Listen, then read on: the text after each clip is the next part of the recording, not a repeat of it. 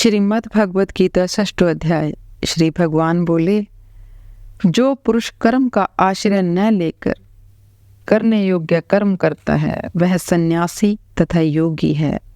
और केवल अग्नि का त्याग करने वाला सन्यासी नहीं है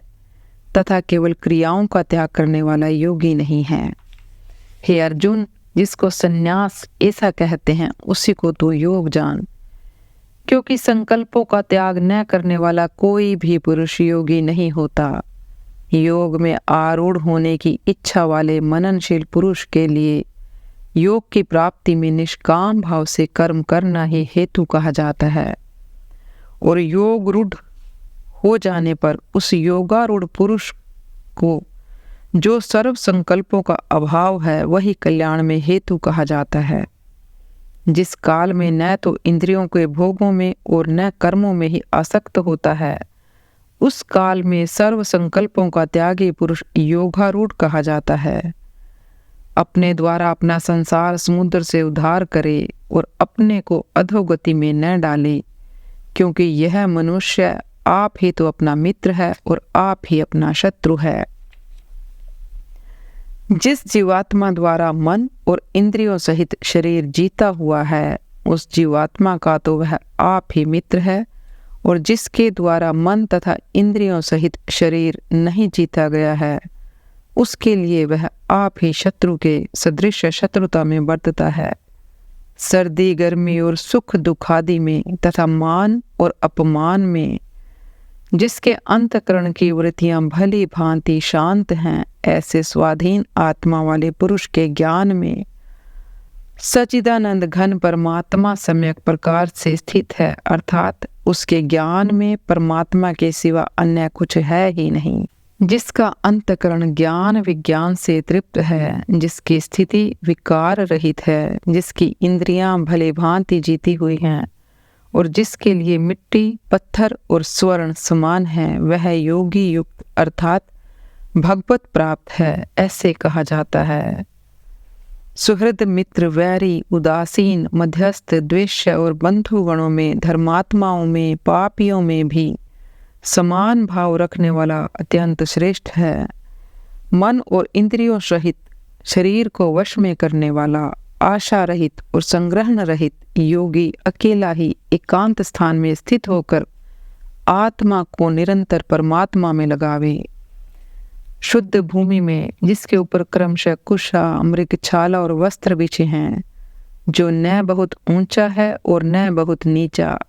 ऐसे अपने आसन को स्थिर स्थापन करके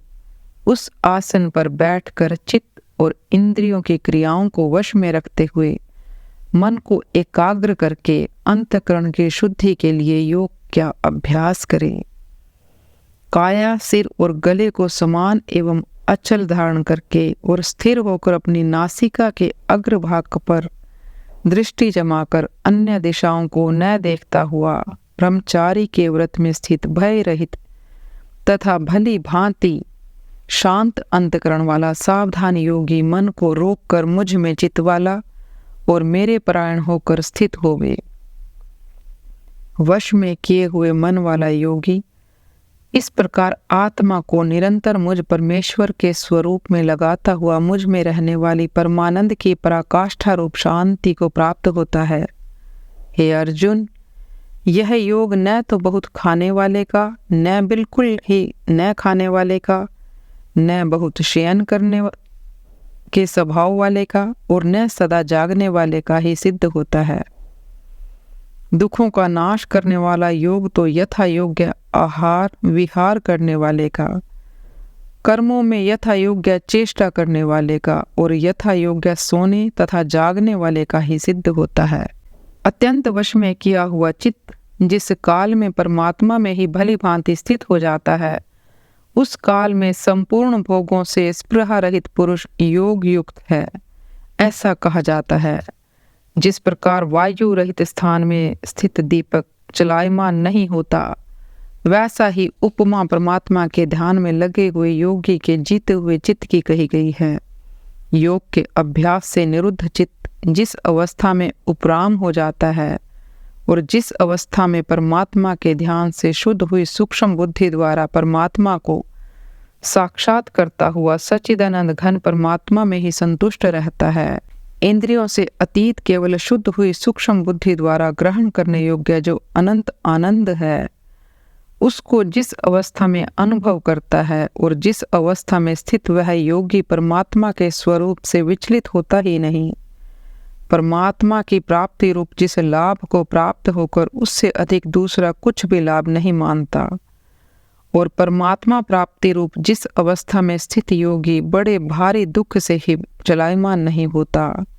जो दुख रूप संसार के संयोग से रहित है तथा जिसका नाम योग है, उसको जानना चाहिए। वह योग न उकताए हुए अर्थात धैर्य और उत्साह युक्त चित्त से निश्चय पूर्वक करना कर्तव्य है। संकल्प से उत्पन्न होने वाली संपूर्ण कामनाओं की निशेष रूप से त्याग कर और मन के द्वारा इंद्रियों के समुदाय को सभी ओर से भली भांति रोक कर क्रम क्रम से अभ्यास करता हुआ उपरति को प्राप्त हो तथा धैर्य युक्त बुद्धि के द्वारा मन को परमात्मा में स्थित करके परमात्मा के सिवा और कुछ भी चिंतन न करे। यह स्थिर न रहने वाला और चंचल मन जिस शब्दादि विषय के निमित्त से संसार में विचरता है, उस विषय से रोक कर यानी हटाकर इसे बार बार परमात्मा में ही निरुद्ध करें, क्योंकि जिसका मन भली प्रकार शांत है, जो पाप से रहित है, जिसका रजोगुण शांत हो गया है, ऐसे इस सच्चिदानंद घन ब्रह्म के साथ एकाकी भाव हुए योगी को उत्तम आनंद प्राप्त होता है। वह पाप रहित योगी इस प्रकार निरंतर आत्मा को परमात्मा में लगाता हुआ सुख पूर्वक पर ब्रह्म परमात्मा की प्राप्ति रूप अनंत आनंद का अनुभव करता है। सर्वव्यापी अनंत चेतन में एक ही भाव से स्थित रूप योग से युक्त आत्मा वाला तथा सब में समभाव से देखने वाला योगी आत्मा को संपूर्ण भूतों में स्थित और संपूर्ण भूतों को आत्मा में कल्पित देखता है। जो पुरुष संपूर्ण भूतों में सबके आत्म रूप मुझ वासुदेव को ही व्यापक देखता है और संपूर्ण भूतों को मुझ वासुदेव के अंतर्गत देखता है, उसके लिए मैं अदृश्य नहीं होता, वह मेरे लिए अदृश्य नहीं होता। जो पुरुष एक ही भाव में स्थित होकर संपूर्ण भूतों में आत्म रूप से स्थित मुझ सच्चिदानंद घन वासुदेव को भजता है, वह योगी सब प्रकार से बरतता हुआ भी मुझ में ही बरतता है। हे अर्जुन, जो योगी अपनी भांति संपूर्ण भूतों में सम देखता है और सुख अथवा दुख को भी सब में सम देखता है,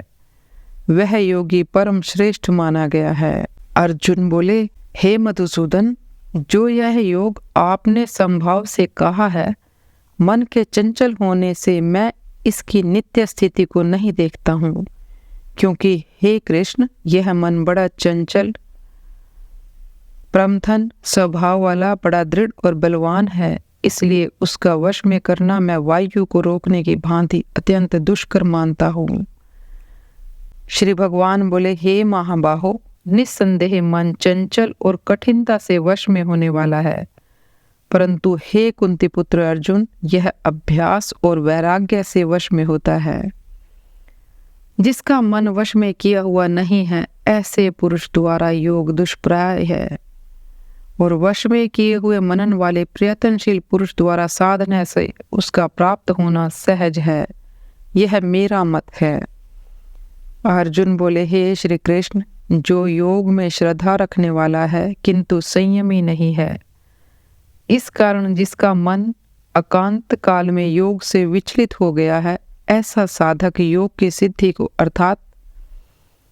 भगवत साक्षात्कार को न प्राप्त होकर किस गति को प्राप्त होता है? हे महाबाहु, क्या वह भगवत प्राप्ति के मार्ग में मोहित अर्थात आश्रय रहित पुरुष छिन्न भिन्न बादल की भांति दोनों ओर से भ्रष्ट होकर नष्ट तो नहीं हो जाता? हे श्री कृष्ण, मेरे इस संशय को संपूर्ण रूप से छेदन करने के लिए आप ही योग्य हैं, क्योंकि आपके सिवा दूसरा इस संशय का छेदन करने वाला मिलना संभव नहीं है। श्री भगवान बोले, हे पार्थ, उस पुरुष का तो इस लोक में नाश होता है और न परलोक में ही, क्योंकि हे प्यारे, आत्मद्वार के लिए अर्थात भगवत प्राप्ति के लिए कर्म करने वाला कोई भी मनुष्य दुर्गति को प्राप्त नहीं होता। योग भ्रष्ट पुरुष पुण्यवानों के लोकों को अर्थात स्वर्गादि उत्तम लोकों को प्राप्त होकर उनमें बहुत वर्षों तक निवास करके फिर शुद्ध आचरण वाले श्रीमान पुरुषों के घर में जन्म लेता है, अथवा वैराग्यवान पुरुष उन लोकों में न जाकर ज्ञानवान योगियों के ही कुल में जन्म लेता है। परंतु इस प्रकार जो यह जन्म है सो संसार में निस्संदेह अत्यंत दुर्लभ है। वहां उस पहले शरीर में संग्रह किए हुए बुद्धि संयोग को अर्थात समबुद्धि रूप योग के संस्कारों को अनायास ही प्राप्त हो जाता है और एक गुरुनंदन उसके प्रभाव से वह फिर परमात्मा की प्राप्ति रूप सिद्धि के लिए पहले से भी बढ़कर प्रयत्न करता है। वह श्रीमानों के घर में जन्म लेने वाला योग भ्रष्ट पराधीन हुआ भी उस पहले के अभ्यास से ही निस्संदेह भगवान की ओर आकर्षित किया जाता है तथा संबुद्धि रूप योग का जिज्ञासु भी वेद में कहे हुए सकाम कर्मों के फल को उल्लंघन कर जाता है। परंतु प्रयत्न पूर्वक अभ्यास करने वाला योगी तो पिछले अनेक जन्मों के संस्कार बल से इसी जन्म में संसिद्ध होकर संपूर्ण पापों से रहित हो फिर तत्काल ही परम गति को प्राप्त हो जाता है। योगी तपस्वियों से श्रेष्ठ हैं, शास्त्र ज्ञानियों से भी श्रेष्ठ माना गया है और सकाम कर्म करने वाले से भी योगी श्रेष्ठ है। इससे हे अर्जुन तू योगी हो। संपूर्ण योगियों में भी जो श्रद्धावान योगी मुझ में लगे हुए अंतरात्मा से मुझको निरंतर भजता है वह योगी मुझे परम श्रेष्ठ मान्य है। श्रीमद् भगवद गीता 6वां अध्याय समाप्त।